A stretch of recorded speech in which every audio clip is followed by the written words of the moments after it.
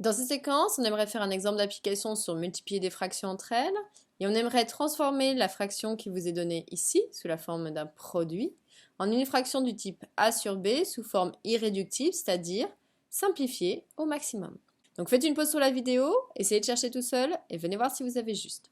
Donc on voit que j'ai bien une multiplication de fractions puisque je multiplie cette fraction ici avec cette fraction là. Donc on sait qu'on avait une règle qui s'appelait la règle 6, allez revoir si vous ne l'avez toujours pas acquise, qui dit que dans ces cas-là, je dois multiplier les numérateurs entre eux et je dois multiplier les dénominateurs entre eux. Donc déjà, on va recopier en multipliant tout le monde. Donc on veut faire 3x moins 3 fois x. Alors attention, si vous avez écrit ainsi, c'est faux, puisque ici c'est 3 qui serait multiplié par x. Or, x, il doit multiplier tout le numérateur de la première fraction, donc ici, obligation de mettre des parenthèses. Diviser ensuite par x plus 2 fois x moins 1. Même remarque, si vous avez écrit ainsi, c'est faux. Avec la multiplication, priorité ici, on ferait 2 fois x. Or, nous, on veut que tout le dénominateur de la première fraction, donc tout ce nombre, soit multiplié par tout le nombre du deuxième dénominateur, c'est-à-dire ici. Donc, obligation encore de mettre des parenthèses. Pensez bien à ceci. Avant de calculer, on se souvient, on essaye toujours de simplifier. On doit maintenant observer pour voir s'il y aurait des éléments qui seraient simplifiables. Si on observe, j'ai bien des multiplications.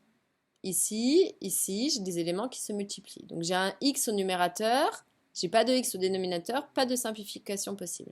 J'ai 3x moins 3 et au dénominateur, j'ai ces éléments-là. Sauf que, en fait, il faut observer que 3x moins 3, ça ressemble à x moins 1. Pourquoi? Parce que ici, on pourrait en fait factoriser cet élément. Ici, j'ai du 3, ici, j'ai du 3, donc on pourrait mettre 3 en facteur. Donc ce serait 3 facteur de quoi? Je lis de la gauche vers la droite, il va me rester x ici. Ensuite, on avait le signe moins. Et 3, attention, quand je prends le 3 dans la factorisation, il ne reste pas 0. Puisque 3 ici, c'est 3 fois, celui qu'on ne voit pas, c'est 1. Donc ici, c'est x moins 1. Et après, je recopie tout le reste. Et vous voyez, effectivement, ça ressemblait bien à un des éléments du dénominateur. Donc ça, il faut bien penser à toujours essayer de voir s'il n'y a pas des factorisations possibles. Parce que ici, si je compare mon numérateur et mon dénominateur, je vois que j'ai en commun x moins 1. Ici et ici. Donc maintenant, j'ai le droit de simplifier parce que j'ai toutes des multiplications ici.